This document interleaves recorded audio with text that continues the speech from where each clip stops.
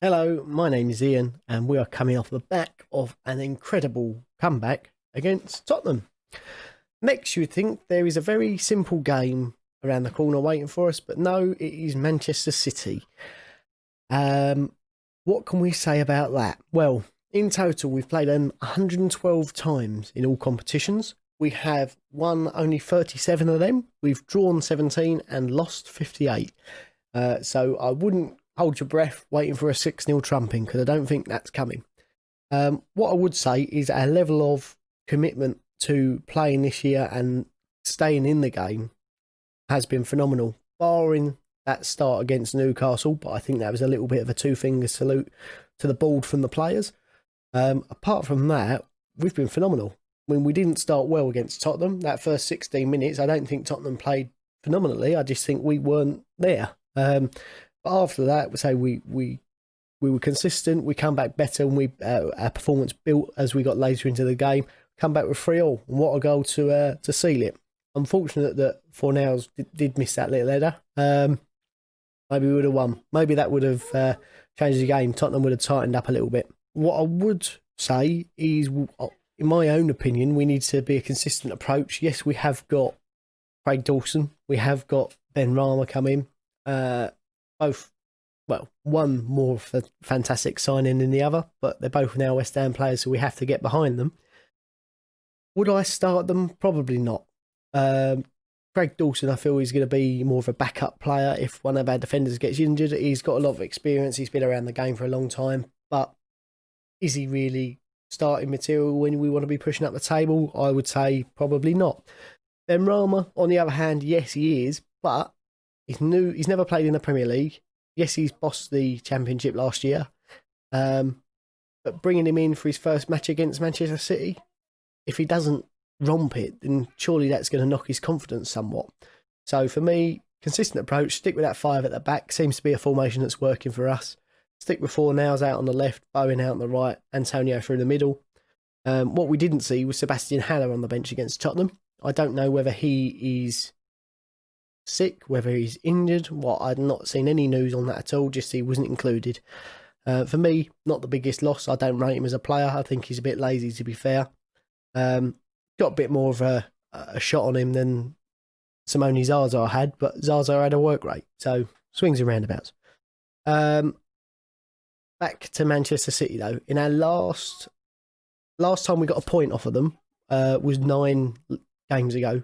And that's in the Premier League. Obviously, it's more since we got a result, if you count in all competitions. But say we've lost our last 8 Premier League games against them.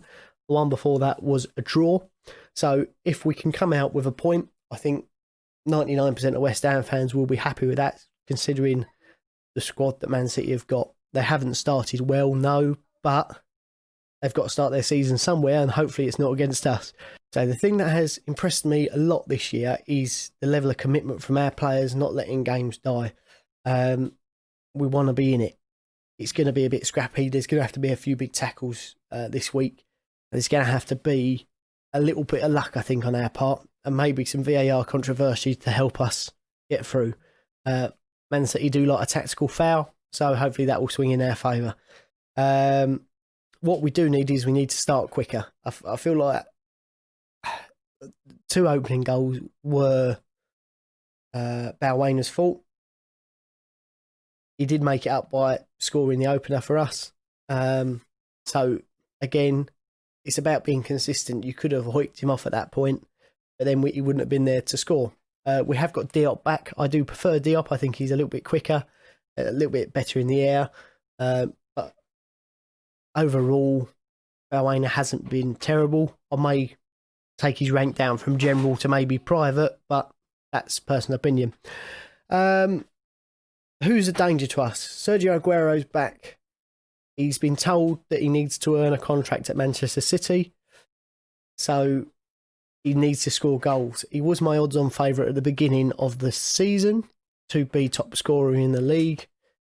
Obviously, he started off injured. He's not scored yet, but he's only played 1 game. So I feel he'll start. He'll be a danger. Obviously, you've got Raheem Sterling. De Bruyne, I believe, is still out, which is a huge plus for us because that's quality balls into the box that you don't need to worry about. just unbelievable player. Bernardo Silva, I think he's still out, so we've got their second choice in Mahrez, which is Premier League winner, unbelievable player, just phenomenal. So in that sense, if you match us up man for man, their squad is better. We've got Declan Rice, obviously, who would walk into any Premier League squad, and he would walk into the Manchester City squad without question. But we can't rely on him, which we've showed overall this season. I think is that we've worked as a team, which is what we've been lacking the last few seasons. We've got rid of a lot of players this year, who some of which I would say, didn't work for the team. Okay, Anderson had some quality, yes, but did he work for the team? No, he didn't. So in that sense, if we've brought in Benrahma and he does work for the team and he does get on well with the lads and he does embrace the culture of our club, then what a fantastic signing that is. But don't start him against Man City. Bring him on.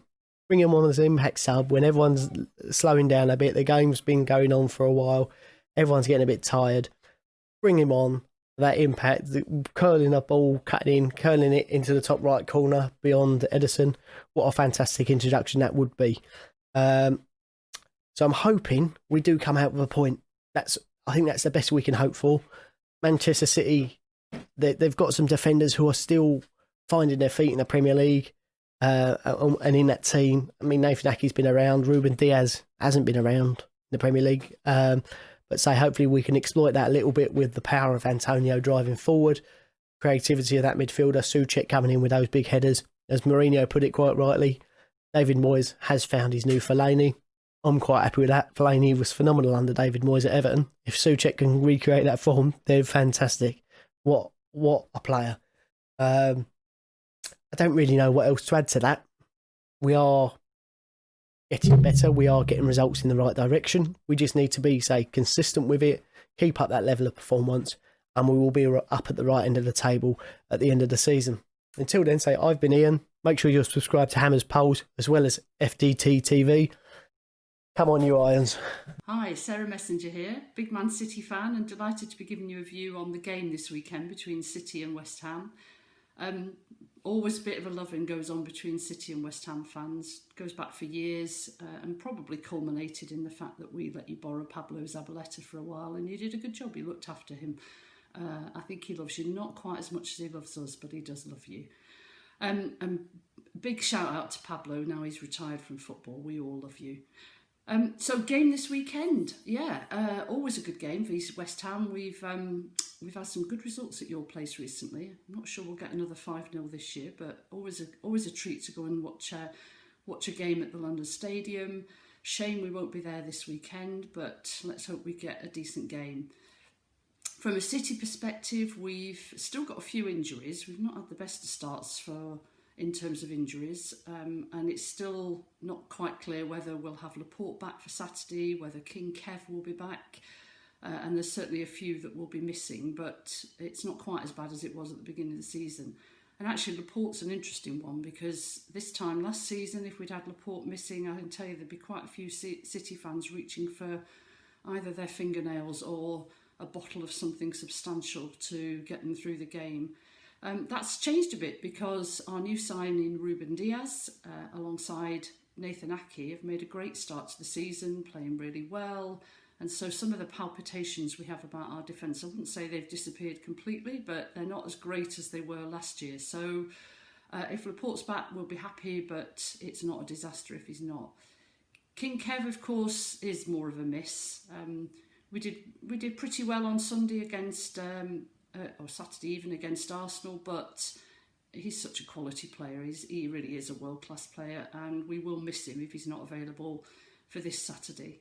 I know you're all sitting there as West Ham fans thinking, what on earth is she moaning about with the midfield options we've got? And that might be a fair point, but I think you know we would like Kevin De Bruyne to be fit for Saturday.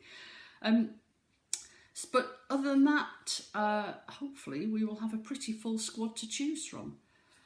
In terms of the game itself, obviously we'll have to do the minute silence for Van Dijk's knee. And once we've done that, it'll be interesting to see how Pep sets us up tactically. I don't think it'll be a repeat of what we saw against Arsenal.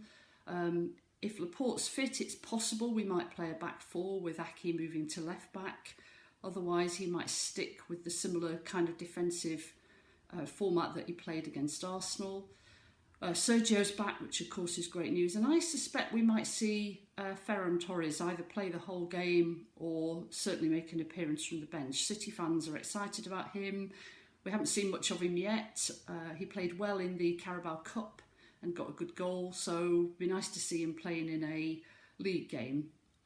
But I guess other than that, it'll probably be a mixture of the players that played against Arsenal.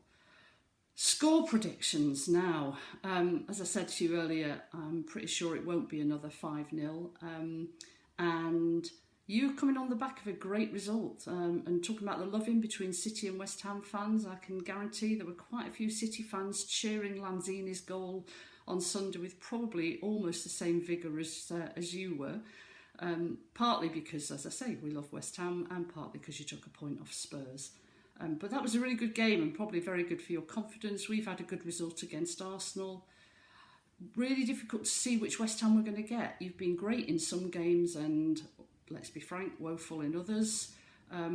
We've been okay in some games and good in others. And the season is so weird at the moment that it's almost impossible to predict anything, isn't it? At the moment, I'm going to go for a 3-1 win to City. I think we'll let you score, but I think we'll score more. But if this ends up being a 7-7 draw, who would be surprised in this season? For West Ham fans everywhere, this is the ultimate football app for you. Never miss a thing with the latest West Ham news, gossip and social stories as they break. Download the free COY Irons app now from the App Store and Google Play.